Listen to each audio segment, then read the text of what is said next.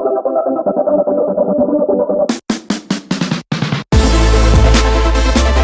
everybody, welcome back to Advocacy Help Desk. Of course, we are a network of advocacy innovators and practitioners just talking about tips, best practices.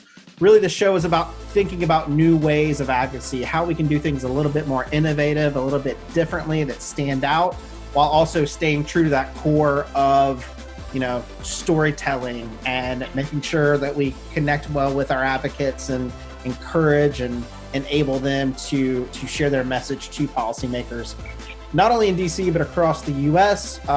As always, I'm super proud of our partners, which is Human Factor, Blake, our producer. Thank you, Blake. He is, of course, still doing a ton of podcasts for people. Everybody goes to this digital age finally. So podcasts are a huge thing now, taking off finally.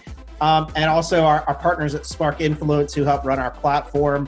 And Brian, who is a co-host for this show. Brian, again, we're separated. Unfortunately, we're not in our studio as normal, but we've been having some really great conversations with folks. So who do we have on the help desk today to help us think a little bit differently about advocacy during the COVID age?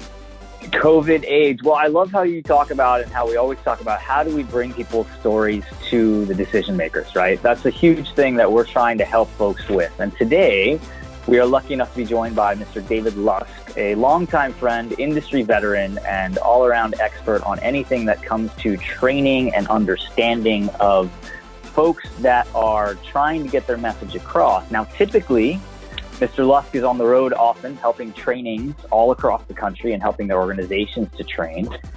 David of Key Advocacy, it's great to see you, first of all. Thank you. Thanks for having me. Thank you. Tell us a little bit more about some of the things, that you were doing, let's say back in January and February and last year. And then we'll dive into sort of how things have changed and what you see the evolution being. Okay. Well, again, thank you for having me on here. I look forward to this conversation. So last year, up until the pandemic hit, we really were focused on more interactive trainings, and that allowed me to then go around the country. That's why we were doing that. By training, we're not really talking about going through some slides, talking at your advocates, having them watch what appears to be a role play by the staff, which those can be helpful, those can be educational, certain points across. What advocates are struggling with the most is, how do I take the fact sheet, how do I take what's going on, turn that into a story, first of all, then a story that resonates with who I'm trying to talk to. I live in Northern Virginia. Great example of this. I live in Northern Virginia. We are a DC suburb. There is a mentality here, very different from Southwestern Virginia. We elect, because of the population in the DC area, we elect the 2 senators, and they have a mentality, therefore a culture probably of the DC suburbs relative to a member of the House of Representatives from Southwestern Virginia who will see the world very differently. You need all 3 on your bill. We can never take for granted that we're only going to go one party or the other. Most things we should really try to be bipartisan on. You have to frame your story very differently if you're talking to a member of the House from Southwestern Virginia who's most likely a Republican in Virginia relative to its 2 senators. And that's where we see individuals struggle. So a big part of what we would do, our interactive exercises, a lot of times letting the advocates break off into teams, filling out worksheets, actually watching a series of videos. This seems to open up the creative juices if we have them watch other people. And it's one of it's actually a movie clip, so it's actually not someone testifying or speaking in a face-to-face meeting, but they're engaging and trying to convince someone or persuade someone who isn't of the same philosophy, and they do it rather well through certain means. And then also we do watch some congressional testimony that has most of the elements of telling a story in a face-to-face meeting, some things that are done very well, some things not done very well. And it's interesting when you see advocates start to critique what someone else has done, then they're much more open to critiquing themselves. I don't know, it just seems to open up the conversation much more. And the great thing is we can also do this in a virtual environment. It's definitely easier to read the audience and have them work together. What we're doing now is we're breaking out what might have been a 4 or 5 hour session in person, or longer, depending on how complicated their issues are. and we're actually running through segments of the presentation, then having them break off into teams and giving them 2 weeks to work on messaging. And we're trying to assign experienced advocates with novice advocates, maybe those who have a more liberal legislator versus one who has a more conservative philosophy, so they can learn how to message to different types of legislators. And the best analogy for this is to look at music. There are some versions of songs that have a pop version, a country version, an R&B version. The lyrics. You're talking about Taylor Swift, definitely. No, I'm just kidding. I'm actually going back a little further, back to a song I can think of from the 90s, but that's dating me. Of course. But, you know, the lyrics are the same, the melody is the same. We see some elements that are different. We see different instruments being played, how those instruments are being played. If you tried to play the country version at an R&B festival or for that audience, it probably wouldn't land as well. And the reverse is true if you played that R&B version at maybe a country audience. So it's all about framing and trying to help those advocates understand who they're trying to influence and best do that. I love that. I know Andy and I, we talk a lot about how advocacy is like sales, right? It's this concept of we're trying to get you to buy into something. And it's the same thing. We're not going to sell an SUV to somebody that comes on the lot and says, I want a compact car. And it's not, we're going to sell a compact car to somebody that comes on the lot and says, I have to haul, 7,000 pounds, right? Let's understand what the message is and the people are and what they're looking for. And then adjust they're still buying an automobile, but it's just, let's adjust the message to what they're looking for. Andy, I know you do this work a lot with footwear and tariffs. Tell me a little bit more how you guys are adjusting your message and the things that you're doing right now as well. I think David hit the nail on the head. And I think that's why a lot of people work with David to train their advocates, because it is about personalization and customization. And I think the problem is it's really easy to have a canned message to go into every single office and make the same pitch over and over again. And I think advocates typically want, like in the advocate's mind, they have a list of 5 things that they want to touch on. And if they don't touch on one thing that they don't have, they feel like they failed in that meeting. So it's like, I think it really is trying to break down this whole idea of going through this checklist if we've got to cover all these things. And it really is, and we kind of covered this with Jenna back in the day, but it really is like reading the room. So like really experienced lobbyists and advocates can walk into the room. You can ask, have you heard this pitch before? Okay, you've heard it. Let's skip it and we'll go to these things and really have a conversation and read the room and have those points, but arrange them in different ways so that it's the most effective conversation that you can have. It takes a lot of experience, and that's why there is a need to be training and a need for training.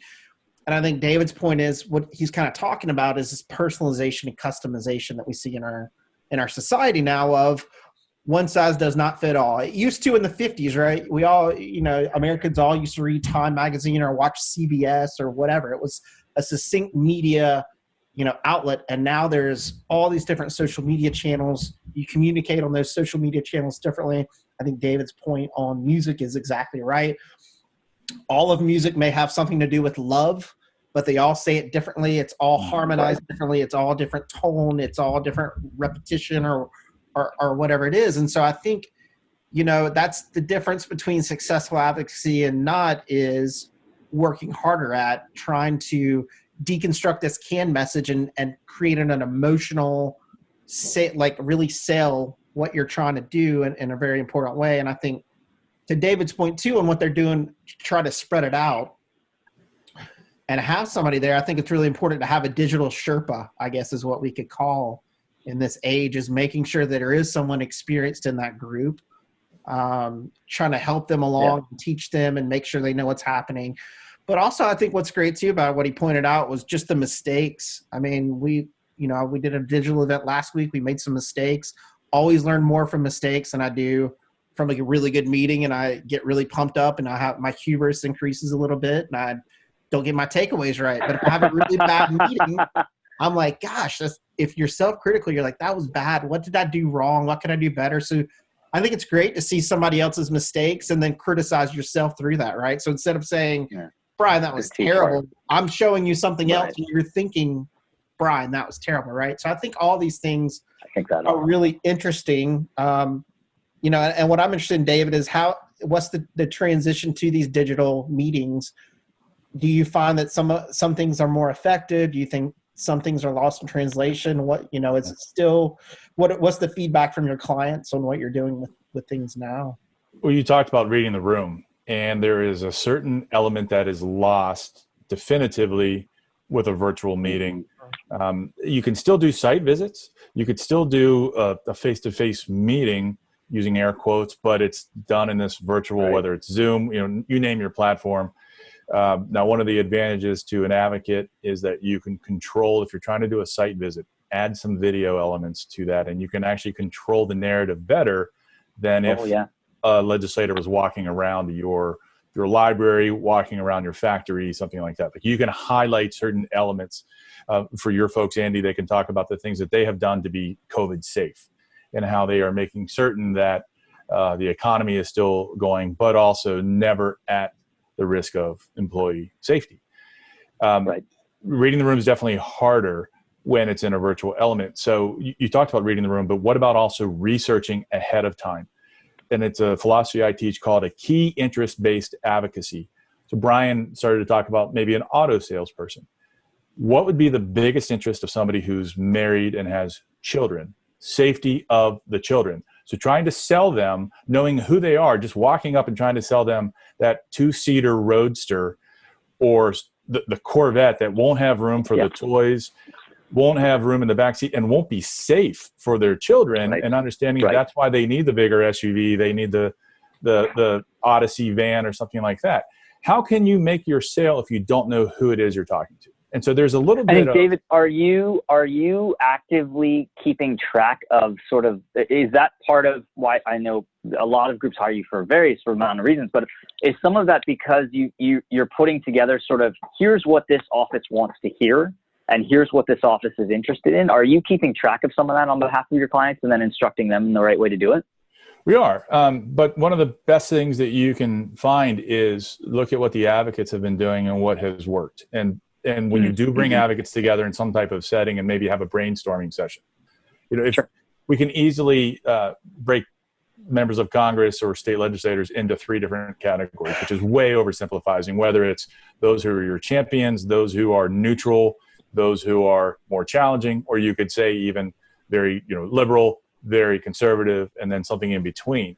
And just how would you try to frame those messages? And the one thing that's definitely true, just like buying decisions, Andy may buy because he loves technology, and as soon as he gets an email or a text about something brand new, he's out and already getting it. I'm someone who waits till other friends have tried something, and then I'm really going to wait until a friend of mine has done something. So buying decisions by legislative offices, buying into your philosophy. Some may buy into an email. Some may buy into a face-to-face Zoom meeting. Some may need a letter to the editor or something else in the community, engaging with them on social media. So you need to be well-rounded in your approach, because sometimes it might be the legislator responds to certain types of tactics, but sometimes it takes responding to that tactic on a certain issue. And we only learn by knowing our targets much better, our target legislators. And so you're starting, one of your first steps then is to say, look, who are your targets here? Like, let's sit down and talk about who are your targets here. And then let's start with some of the basic ways to break down what drives them to act, right? And so it would be like, these folks are always with us. These folks are big on consumer issues, but they haven't always been with us. And these folks were toast, but we need to approach them anyway, right? Is it something like that you're talking about when you're looking at how you're going to get started in one of these programs? Definitely. And teaching the advocates how to do the research as well, because certainly government affairs staff have always been overstressed. I think that's sort of one of the common traits, regardless of the industry, regardless of the organization, nonprofit, association, even corporate. In the days of COVID now, we're seeing resources that are, staff are being laid off, furloughs are occurring. You have to do more with less. You've got to try and extend the enterprise by relying on your volunteer advocates, whether you're an employer, whether you're a nonprofit, whether you're an association. I like that. And teaching them, extend the enterprise. Teaching them how to do certain elements. I mean, if you have, for instance, let's say that there's a new relief bill coming out and Andy has a series of 15 lawmakers who typically will sign on to anything his association says. Those are easier lifts. Assign those to the volunteers, so then his staff can try to focus on working with the offices that are much more challenging to convince, right? So I mean, we all have limited resources. How can we do more with what we have? I like that too, because then it gives a win to those volunteers, which only buys them into the project more. And yes, they may be an office that you knew you were going to get anyway. But when a volunteer comes back to you and says, hey, we got this office to sign on, all of a sudden it's a huge win for them. And you already had it in the checkbox, but that doesn't matter, right? And now they're willing to do the next thing. I mean, there are books out there. I've been reading this one book, The 4 Disciplines of Execution, and it talks about finding small wins that create motivation in someone to take the next step. Or because you're keeping track of this, maybe you're sharing what advocate has done what. Someone sees this advocate secure this lawmaker's co-sponsorship. Now that makes someone else step up because this advocate's being recognized. So you need to also focus on making better advocates, but recognizing what they've done. And you can see things start to sort of it takes on its own life in that competitive nature, or just because they see someone else is doing something. You know, if we're trying to sort of loosen up the belt that's been tight over the COVID-15 that you've put on or whatever, you've got to measure how much am I exercising, how much am I taking in, right? If you don't measure. Right. I think it's interesting to think in those terms, because we typically think of our advocates in terms of, you know, motivating them to send an email. If they send an email, let's get them to do a text or an in-person or what. So we like move them up these channels. And I think it's interesting from David's standpoint, you know, how are we grading them on education and effectiveness, right? Like, where are they in the process? Are they a 101?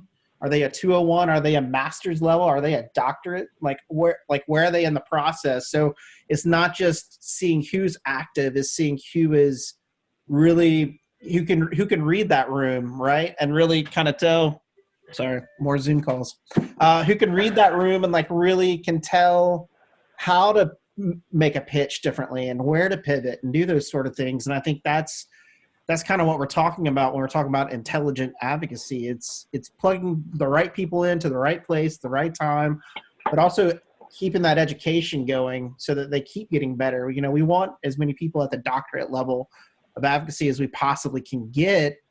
But it's also just recognizing, like, where do we fit them and how do we do this? And I've been telling a lot of people, when you're doing your first virtual fly-in, right? Like, obviously, like a couple of months ago, people are still talking about doing a fly-in in the fall, which I think now is, we've all accepted that's not going to happen. Finally, thank goodness people are coming around to that. But if you're doing your first virtual fly-in and you're a little afraid about doing a video call or whatever, you go back to those folks who have done an in-person visit in the past, and that's where you start, right?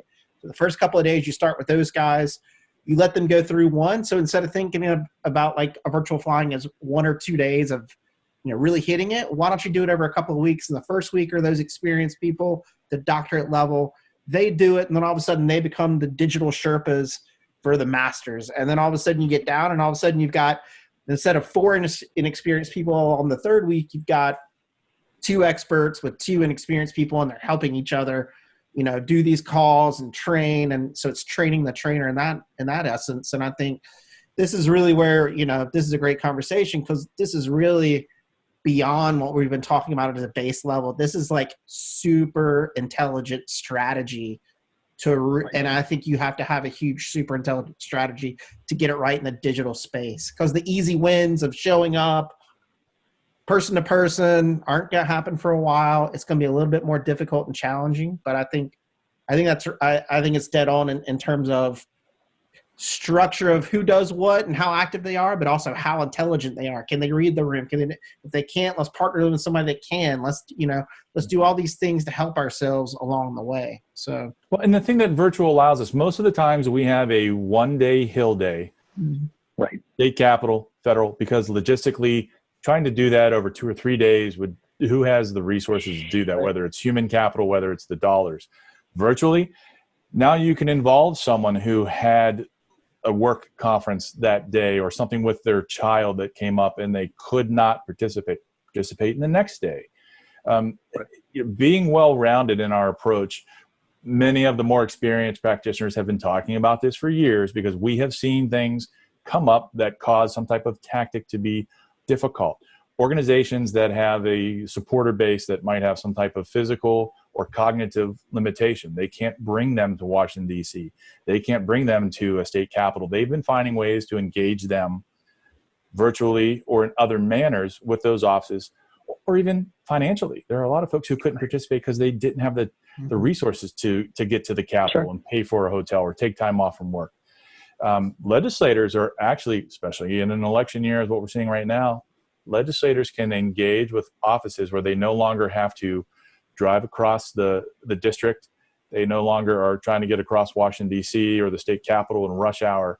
And I've heard about offices where they have been able to maybe navigate 3 to 4 calls in an hour where they never used to be able to handle those meetings. And if they need to hop off the call, again, they can control it. Well, we've got our next call. Sorry, we have to end this now. But without that travel aspect, I did a webinar for ASAE and the American Society of Association Executives. And we threw that out there. Has anyone found lawmakers being more willing to meet with you? And someone said, because of the logistics, that it was so much easier rather than driving around. We had 2 hours with a legislator. Our people had never had that before. And the lawmakers want to engage. They want to show their audience, hey, their constituents, we still care, but we need to hear from you, and how can we adapt and do that? I think one other thing too, and I just thought about this because what Dave was talking about on segmenting your conversations based on interest of the lawmaker, maybe what committees they're on, maybe especially what caucuses they're on. Are they RSC? Are they Blue Dog Democrat? Are they Congressional Black Caucus? Like all those, like these are indicators of where this person is on the spectrum, but also what they care about, what they're involved with, how their own echo chambers are reinforced around these ideas. And all of a sudden on a digital day, instead of going to the Hill to try to hit 200 offices and try to figure out, how we messaged each individual time, you could do a day where you focused on the RSC members and do 2 days focus. So instead of pivoting back and forth, you're going to give these people care about this message, and we're going to deliver this message consistently over 2 days, and it's going to connect. And next week we're going to do Congressional Black Caucus, and we're going to talk about these issues, and we know they're going to connect. So all of a sudden that idea of the difficulty of going to Capitol Hill and going from one distinct office to another and trying to have that messaging exactly right and targeted and personalized becomes a lot easier if you can segment your days to where you're targeting by congressional district, by state, or by caucuses, or by committees, or whatever that stuff is. That's a really good strategy too that we can think about to integrate as well, to make sure that we are consistently engaging and it's hitting and sticking with those legislators. It makes a ton of sense. I know we only have a few minutes left, gents. David, I want to talk for a second here about sort of what are concrete steps, not giving away your secret sauce by any means. You've been doing this for many, many years. But, for organizations who are listening in today and are just getting started and, may not have the fiscal needs or even the time to do anything, what are some of the things that they can start to think about? Let's say 3 steps or 2 steps, whatever it may be, that they can start to think about to at least put them on the right path here to where they should be, and then where they can talk to folks like you and others and say, look, get us to 201, but I need to get to 101 on my own. What are some of those things that they can start thinking about now that can help them start to figure that out? First thing is, when was the last time you asked your audience for information, your advocates, your supporters? Okay. So who is even willing to do a face-to-face conversation? And there might be some people who are uncomfortable with doing that, but they might be willing to write a letter to the editor. Okay. So survey them. Step one, asking them, what are they willing to do? What can they do? What do you have? What do you have? The survey is step one. I would say the survey is step one. Let's figure out who feels that they're 101 and they're 201. Do you have a way of testing that so that they can demonstrate if they really understand the concepts? Because I have seen some more long-term or experienced advocates who aren't necessarily doing it right, just because you've been doing it a long time. Just like we go to the gym and we'll see people who may have been, high school or college athletes, and their technique is certainly wrong, and they're going to end up injuring themselves at some point. Sure. So survey is a big thing. Analyze, what do you need?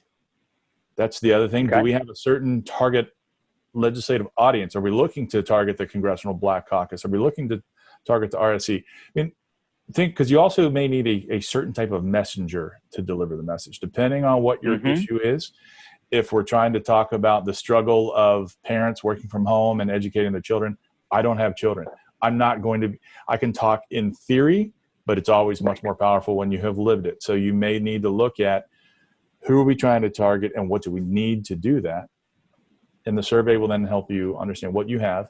And then the next step is, what do we need to do to get to where we have those gaps?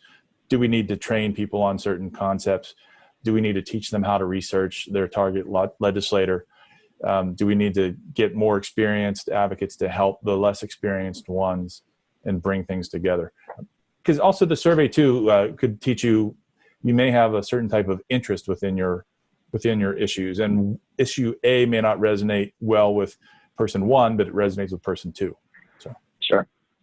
I love those points, because I think that at least in advocacy for the last few years, we've been discussing how do we break down the message for the public, right? For the advocates that we want to start taking action on, and then they deliver their letters and phone calls and tweets. But, you know, it's not the other side of the coin, which makes just as much sense and means just as much, which is how do we break down the message for the people who need to read it in that way that will change their minds, right? And I think that too few organizations they're looking on the front end side of it and saying, okay, we're doing a much better job about segmenting and targeting our database with the right messaging to get them to do something.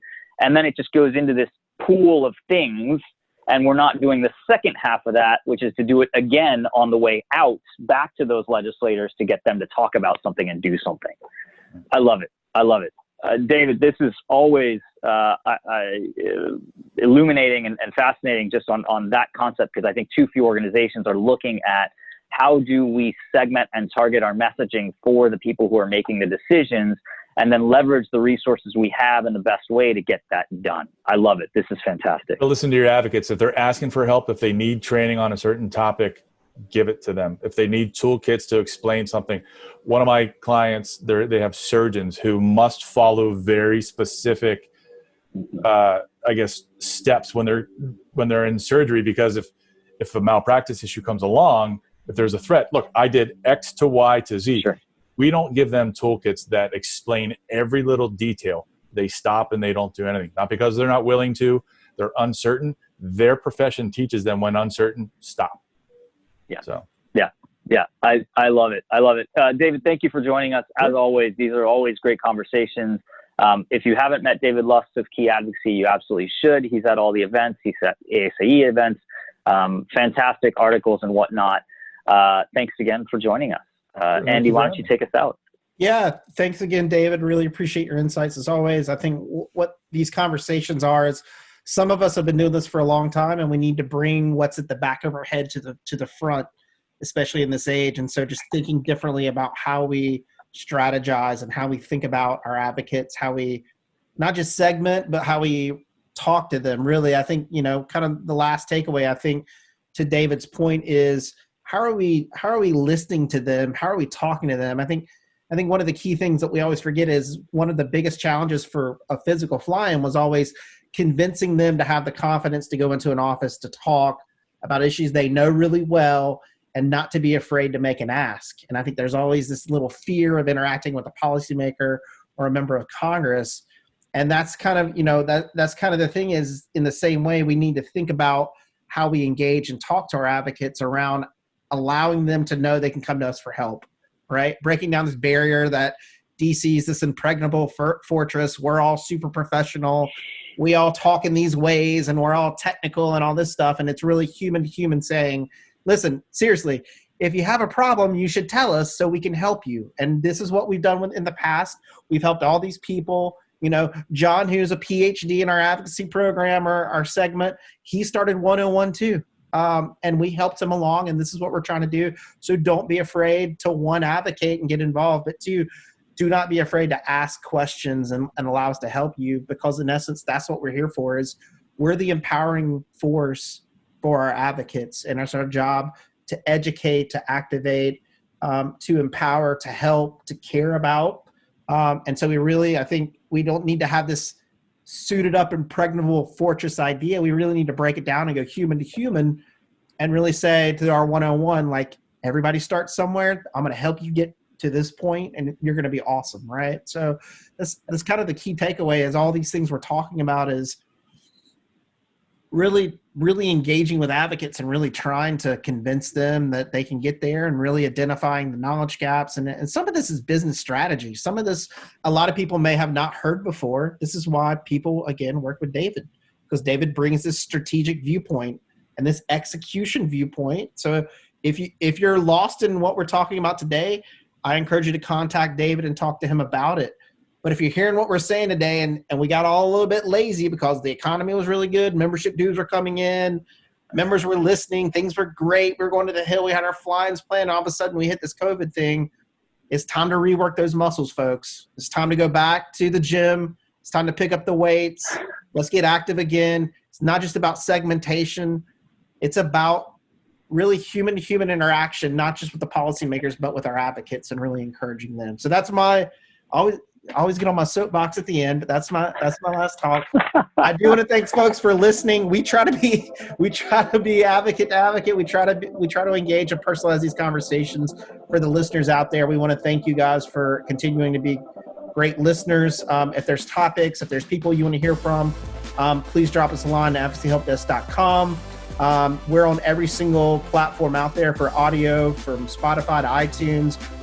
You can watch us video-wise on YouTube, but please share out to your colleagues. Please share out to your advocacy friends. This is a free service we're trying to provide to make people a little bit stronger in advocacy, a little bit better. So with that, again, I want to thank our partners, Human Factor and Spark Influence, for their support. David, thank you so much. We're definitely going to have David back on, and we'll dive into something else. Because he does a plethora of things for advocacy and for associations. So David, thanks for that. And folks, until next time, please be safe, please stay healthy, and please keep advocating. We're out. There it is.